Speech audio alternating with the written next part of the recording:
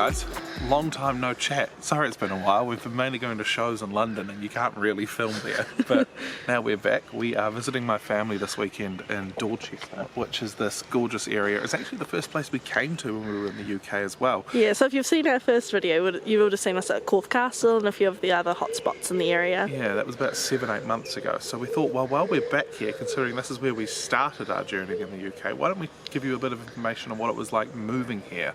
So some of the roadblocks that we came up against, some of the advice that we give. Tips and tricks. Tips and tricks for moving to the UK. So this is what that is.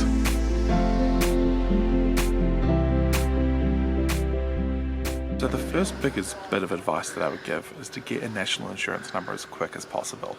So we applied for our national insurance number around about 30 weeks ago, and we are still waiting on it. And that's essentially like in New Zealand, the IRD number. That's your tax number where you can get taxed correctly. So right now, because we don't have one, we are being overtaxed than what we should be taxed at the moment. That was held up because of COVID though. That's not the normal experience. Yeah. And also we thought that it would be on the back of our BRP cards, which is a biometric residence card. The reason why we don't have it is because we are on the youth visa, which is just a 2-year visa. Whereas if we were on the family visa, which is a 5-year visa, it would be on the back of that.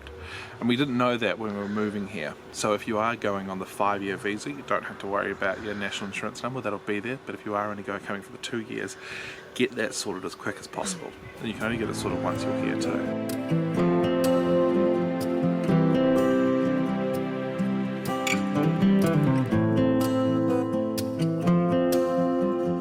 The second thing that we're going to talk about is how we got our apartment, because we've heard that a lot of people from New Zealand, when they come to the UK, they often have to join like a pre-existing flat, rent a room, that sort of thing, while they get their bank account set up, credits checked, things like that. Obviously that wasn't our experience because we have a rental in Woking. And it's just an apartment, just the two of us. So the way that we got that was we went on a website called Rightmove. It's sort of like, if you're from New Zealand, Trade Me Rentals, that sort of thing. So on their website we got in contact with a company called Pilgrims, and they were really understanding of, I guess, us coming in from overseas, and so they sent us video recordings of them walking through our apartment in particular. As we weren't able to do a tour of the place. Yeah, since we weren't able to do the pre-rental inspection sort of thing. And then, yeah, it all sort of worked out really well. That was what they were doing anyway because of the COVID lockdown situation anyway. So in that regard, I think we were quite lucky to be moving during such a challenging time, yeah.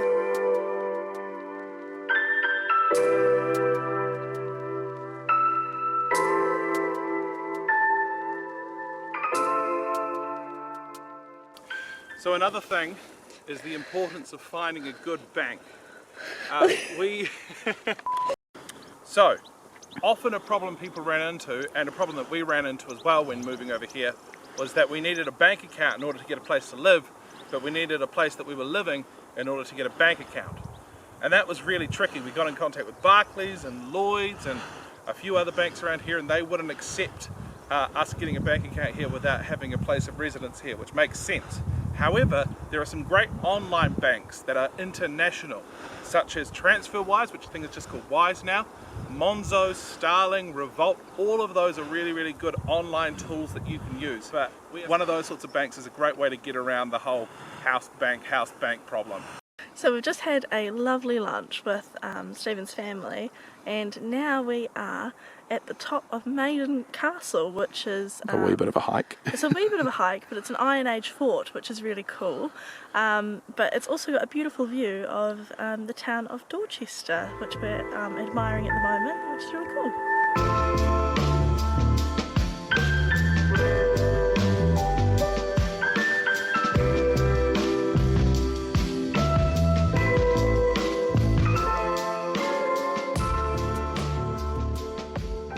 So something that we're often asked is, how much did you bring with you? And the answer is, not much. Yeah man, not much at all, what a shock. So we didn't bring that much with us. We bought a tramping bag each, as well as like a big suitcase. 30 kilograms per person we were allowed. Yeah, and that was all just winter clothes, really. A lot of the stuff for living, etc., we just bought here because we found it was cheaper to buy here than it would be to ship all of our items. Yeah.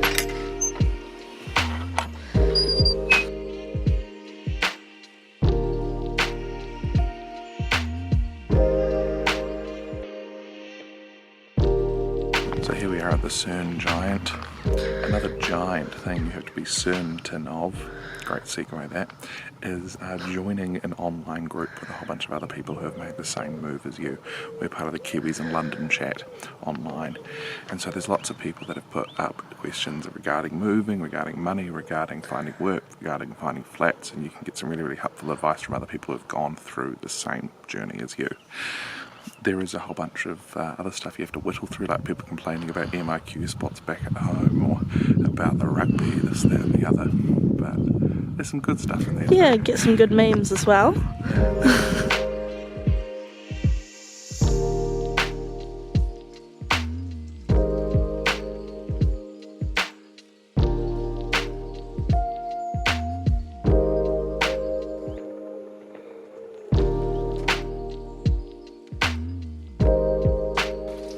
So here we are at St Augustine's Well, which is this really peaceful and serene area. We just came down a little clearing of, I'm not going to say ivy because it wasn't ivy, but a little clearing of leaves. I wish I was a botanist to be able to tell you what type of leaves they were. It's in behind St Abbey. Yeah, yeah.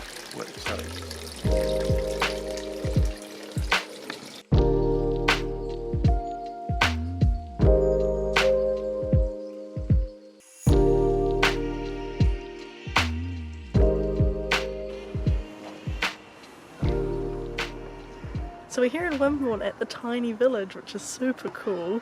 I feel like a giant, and it reminds me of the movie Hot Fuzz, if you've seen that, where they're running around the tiny village and like jumping over it and stuff. That's cool. We've never been to a tiny village before. Never. It's so interesting. In all the windows there's like little People. Yeah, little people and bedrooms, and like it's so well done. It's amazing. So being around all the tiny houses makes me think of our house back in Woking and what it was like getting power and internet sorted out. So internet is so much cheaper than it is back in New Zealand. So back in New Zealand we'll be spending about $80 a month, which is around about £40, whereas internet is about £25 where we are at the moment. Power is the expensive thing though. We're with Octopus Energy, and that can sometimes cost upwards of £100 a month, which is 200 New Zealand dollars. Who needs a drone when you've got such shots as this? Oh, that's the drone. I'm the drone now.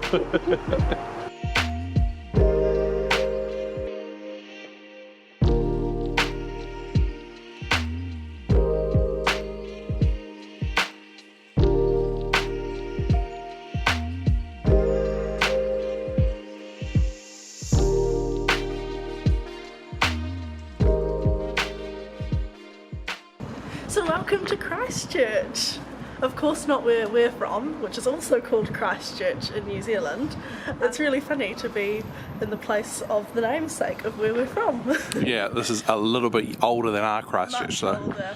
In fact, we're here in the castle of Christchurch, Christchurch Castle. This is, I think it's the Norman house, but it would usually be treated like a hall. So there'd be feasts, and there's like an old chimney where you can imagine like a fireplace would be where they cook the food. Yeah, it's really, really cool, and they've even got what looks sort of like a moat, because the river like is right against this building. It's so cool. So yeah, this Christchurch is a little bit older than our Christchurch.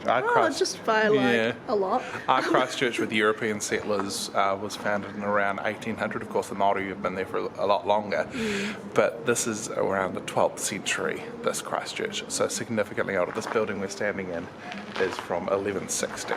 Yeah, significantly old. Yeah.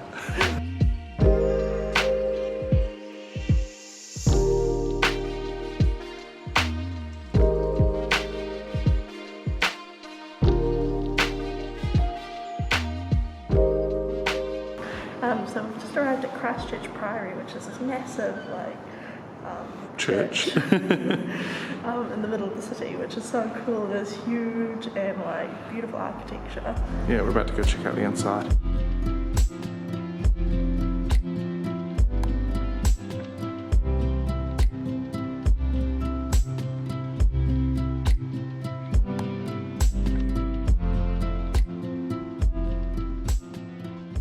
So we just went to the Christchurch Priory, which has some really cool stained glass windows inside and some really cool architecture as well. It's apparently 900 years old, which again, with our cathedral in Christchurch, a little bit older. Probably will withstand a few more earthquakes too, but... Well, that one didn't withstand any earthquakes. No, none at all.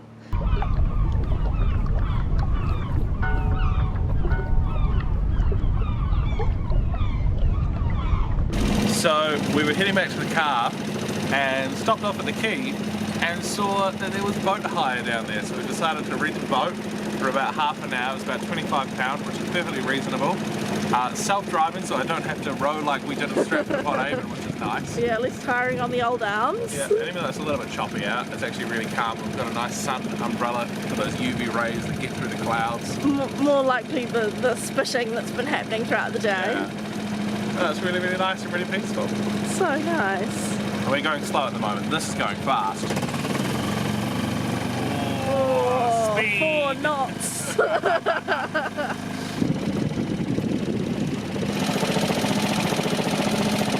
So another really important thing to talk about is how the heck did we get jobs in the UK? Well, we used some websites, Indeed, which you can also use in New Zealand, and Reed, so they're sort of like trainee jobs, sort of like Seek, etc.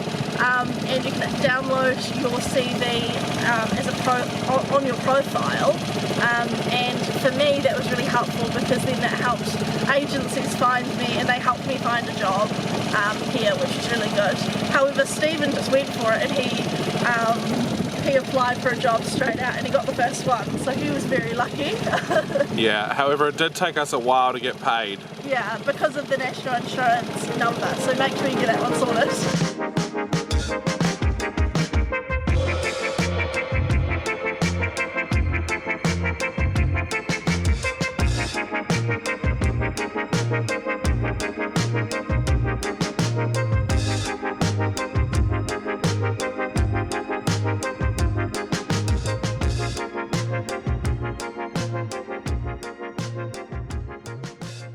Thanks so much for joining us, guys. Yeah, we really hope you enjoyed our tour of Dorset again, as well as the surrounding areas. Yeah, and we hope that the tips and tricks we gave you were at least a little bit helpful. Again, we're not experts. Yeah, it's just our experience that we're giving a bit more insight into. So hopefully that's helped you if you're thinking of moving, or if you're just interested. If you're just a little bit interested. But if you have got any more questions, please do let us know. Yeah, we'll try our best to answer them. In the meantime, like and subscribe, and we'll see you next time. Bye. Bye.